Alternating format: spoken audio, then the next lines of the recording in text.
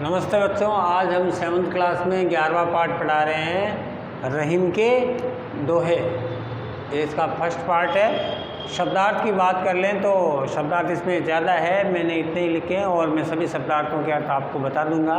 पहला है संपत्ति यानी धन दौलत, कसौटी यानी परीक्षा, सगे यानी अपने, बहु यानी बहुत प्रकार से, छाड़ती यानी छोड़ते हैं, छो का मतलब प्रेम या साथ, ठीक है ना। मीत यानी मित्र होता है, सगे यानी अपने होते हैं, बहु यानी बहु प्रकार से होता है, रीत का मतलब होता है बच्चों तरीका, कसे यानी घिसने पर, जाल परे यानी जाल में फंस जाने पर, जाति वही यानी बहकर निकल जाता है, तजी का मतलब होता है बच्चों त्याग कर, मीनन को यानी मछलियों को, मोह यानी लगाव या प्रेम, नीर यानी होता है जल, तऊ यानी तब भी, छाड़ती यानी छोड़ता है, छो का मतलब प्रेम, तरवर का मतलब होता है वृक्ष, सरवर का मतलब होता है तालाब या सरोवर, परकाज यानी दूसरों के काम के लिए या दूसरों के लिए या परोपकार जिसको कहते हैं, पान यानी पानी, संचय यानी एकत्र करना, सींचना, इकट्ठा करना, है ना, और थोते यानी पानी रहित, बादल यानी बादल, कुंवार यानी एक हिंदी वर्ष का महीने का नाम है, और शहरात का मतलब उम्रते है, गहरात यानी उम्रते है, पाछिली यानी पीछे की, रीत का मतलब व्यवहार या रीति, शीत का मतलब ठंड या शीत, घाम का मतलब धूप या गर्मी, ओ यानी और, मेह यानी बरसात, सही यानी सहन करना या बर्दाश्त करना, देह का मतलब होता है शरीर, जैसे परे यानी जैसी स्थिति में या जैसी परिस्थिति में, त्यों का मतलब होता है उसी प्रकार। तो रहीमदास जी के दोहे के बारे में मैं आपको बता दूं कि रहीमदास जी के दोहे चिर परिचित दोहे हैं, यानी बहुत सालों से, जब मैं भी छोटा था तब मैंने भी क्या रहीमदास जी, कबीरदास जी के दोहे पढ़े थे। तो ये आपको कंठस्थ हो जाने चाहिए, क्योंकि जीवन में उपयोगी बातें इसमें बताई गई है और जीवन में कुछ शिक्षा इससे ले सकते हैं। पहला दोहा देखिए, कही रहीम संपत्ति सगे बनत बहुत बहुरीत, कही रहीम संपत्ति सगे बनत बहुत बहुरीत, विपत्ति कसौटी जे कसे तेई सांचे मीत। रहीमदास जी के दोहे में महाकवि रहीमदास जी ने इस दोहे में सच्चे मित्र की पहचान बताई है कि सच्चा मित्र कौन होता है। रहीमदास जी कहते हैं कि धन दौलत के रहते हुए बहुत से मित्र बन जाते हैं। जब आपके पास पैसा है, धन दौलत है, तो आपके बहुत सारे मित्र बन जाएंगे। इसी प्रकार धनवान व्यक्ति से अपना संबंध बना लेते हैं, परंतु सच्चा मित्र वही होता है जो विपत्ति में, दुख में, संकट में हमारा साथ दे, सहायता करे। तो ये परीक्षा होती है। संकट एक मित्रता की पहचान करने का बड़ा ही सरल उपाय है। भाई आप खाना खाने के लिए बुलाओ, 50 आने के लिए तैयार है, लेकिन आप कहीं गिर गए, आपको पट्टी करवानी है, हॉस्पिटल जाना है, बीमार हो गए, उस समय जो आपके साथ में आए, चाहे वो आर्थिक सहायता करे, चाहे वो फिजिकली सहायता करे, वही सच्चा मित्र होता है ना। दुख में जो काम आए वो सच्चा मित्र है, सुख में तो हर कोई आ सकता है।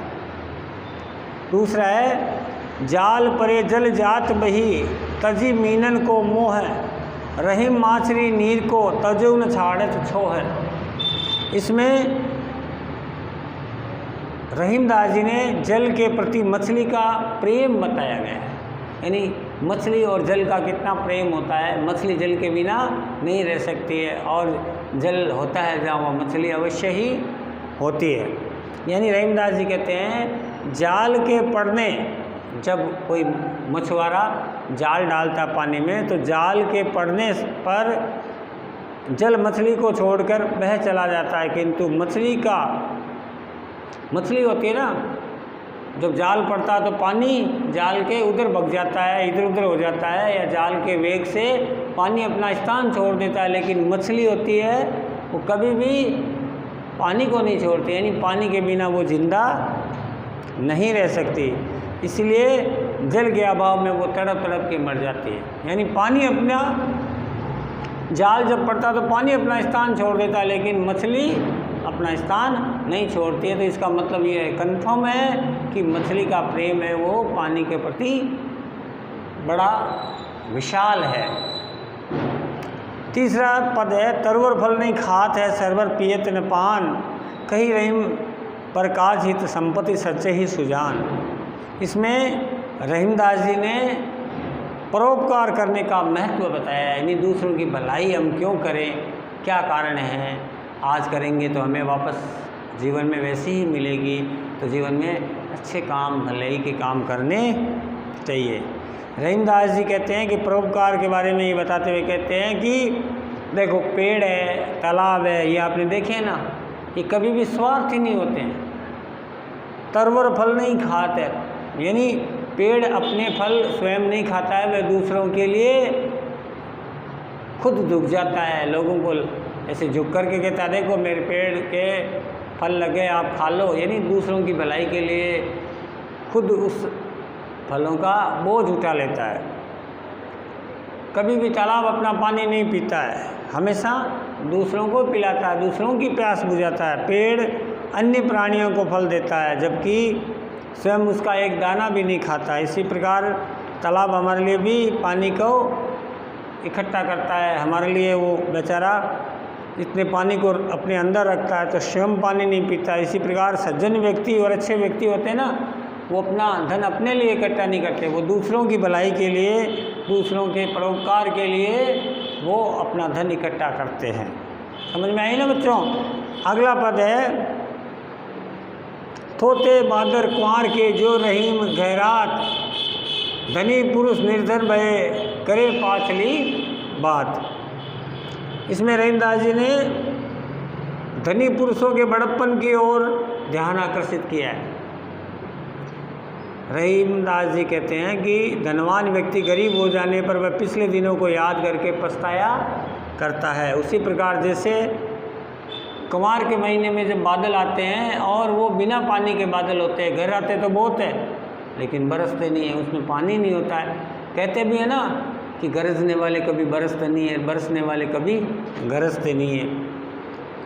तो बादल बिना जल के उमड़ घुमड़ करके चले जाते हैं। कुंवार के महीने के जो बादल होते हैं वो कभी बरसते नहीं। उसी प्रकार पैसे वाला चाहे कितना भी गरीब हो जाए तो क्या हो, वो अपनी पुरानी बातें याद कर करके, मेरे पास ये था, मेरे पास इतनी कारें थी, मेरे पास इतना था। अरे तो भैया उस समय था तेरे पास, अब क्या है, आज के टाइम में क्या है आपके पास, आज आप क्या खरीद सकते हो, क्या नहीं खरीद सकते हो।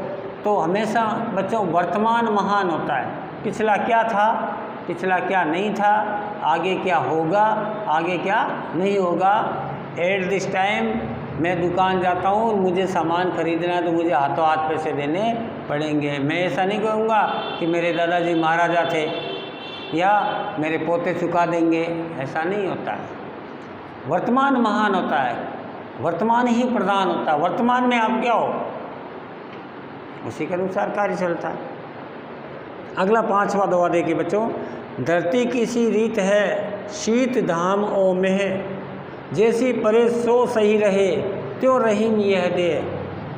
इसमें महान कवि रहीमदास जी कहते हैं कि हमें धरती की सहनशील बनने की प्रेरणा मिलनी चाहिए। जिस प्रकार धरती इतने लोगों को अपने ऊपर रखती है, अपना लोगों का भार, ये घरों का भार, धरती अंबर सब चीज़ें इसके ऊपर है। यानी पहाड़ है, पठार है, रेगिस्तान है, समुद्र, इस धरती ने कितने चीज़ों का भार सहन कर रखा है, कितनी सहनशील है, फिर भी टस से मस नहीं होती है। उसी प्रकार हमें विशाल विचारों के साथ, परोपकार की भावनाओं के साथ अपना हृदय समुद्र की तरह, धरती की तरह विशाल रखना है। रहीमदास जी कहते हैं शरीर, मनुष्य का शरीर है ना, वो पृथ्वी या धरती के समान होना चाहिए। हमारी धरती सर्दी, गर्मी, बरसात इनको भी सहन करती है। उसी प्रकार हमें शरीर को ऐसा बना लेना चाहिए कि हमें ज़्यादा किसी मौसम में डर लगे या मौसम से हम डरे या मौसम के साथ एडजस्टमेंट नहीं कर पाएँ, हमें अनुकूलित कर लेना चाहिए। सर्दी, गर्मी या बरसात की विषम परिस्थितियों में भी हमें धैर्यपूर्वक अपना काम करना चाहिए, धैर्यपूर्वक इनको सहन करना चाहिए। तो बच्चों ये था पाठ, इसके 1-2 सवाल हम आपको करवा देते हैं। अपनी कॉपी में आप लिख लीजिए।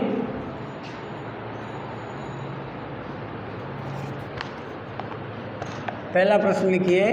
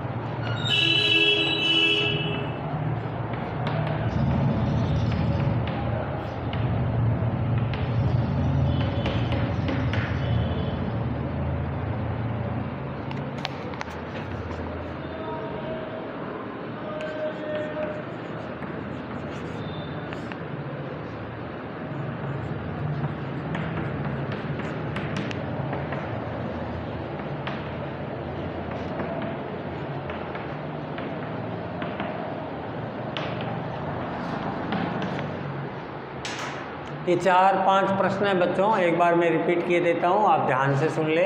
लोग व्यक्ति के मित्र कब बन जाते हैं? पहला सवाल, सच्चा मित्र कौन होता है? फिर अगला तीसरा सवाल देखो, सज्जन लोग धन इकट्ठा क्यों करते हैं? चौथा प्रश्न है, कौन फल नहीं खाता है? और पांचवी बात का आशय क्या है? बच्चों ये बिल्कुल इजी और अच्छे छोटे छोटे सवाल है, आप करेंगे और इसके बाकी के प्रश्न हैं हम अगले वीडियो में देंगे।